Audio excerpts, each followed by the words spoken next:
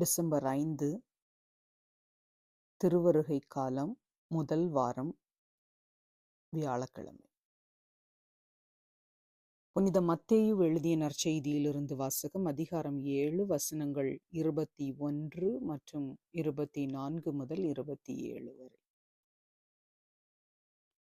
என்னை நோக்கி ஆண்டவரே ஆண்டவரே என சொல்பவரெல்லாம் விண்ணரசுக்குள் செல்வதில்லை, மாறாக விண்ணுலகிலுள்ள என் தந்தையின் திருவுள்ளப்படி செயல்படுபவரே செல்வர். ஆகவே நான் சொல்லும் இவ்வார்த்தைகளை கேட்டு அவற்றின்படி செயல்படுகிற எவரும் பாறை மீது தன் வீட்டை கட்டிய அறிவாளிக்கு ஒப்பாவர். மழை பெய்தது, ஆறு பெருக்கெடுத்து ஓடியது, பெருங்காற்று வீசியது. அவை அவ்வீட்டின் மேல் மோதியும் அது விழவில்லை, ஏனெனில் பாறையின் மீது அதன் அடித்தளம் இடப்பட்டிருந்தது. நான் சொல்லும் இந்த வார்த்தைகளை கேட்டு இவற்றின்படி செயல்படாத எவரும் மணல் மீது தம் வீட்டை கட்டிய அறிவிலிக்கு ஒப்பாவர். மழை பெய்தது, ஆறு பெருக்கெடுத்து ஓடியது, பெருங்காற்று வீசியது, அவ்வீட்டை தாக்க அது விழுந்தது. இவ்வாறு பேரழிவு நேர்ந்தது. இது கிறிஸ்து வழங்கும் நற்செய்தி. கிறிஸ்துவே உமக்கு புகழ். சிந்தனை.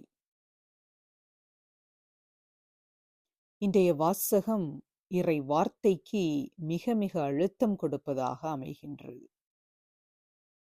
இயேசு 2 செயல்பாடுகளை மக்களிடமிருந்து எதிர்பார்க்கிறார். ஒன்று கேட்டல், இன்னொன்று செயல்படுத்துதல். வாழ்வில் முழுமையோடு வாழ வேண்டும், முழுமையாக வாழ வேண்டும், இறை வார்த்தையை கேட்க வேண்டும், சரியான மனநிலையோடு கேட்க வேண்டும். ஏனோ தானோ என்ற மனநிலையோடு அல்ல, புரிதல் மனநிலையோடு இறை வார்த்தையை கேட்க வேண்டும். கேட்கப்படுகிற வார்த்தை கடவுளுடைய வார்த்தை என்ற தெளிவு நம் மனதில் ஒட்டி இருக்க வேண்டும். நமக்கு பிடித்தமானவர்கள் நம்மோடு பேசினால் நாம் எந்த அளவுக்கு கூர்மையோடு கேட்போம்.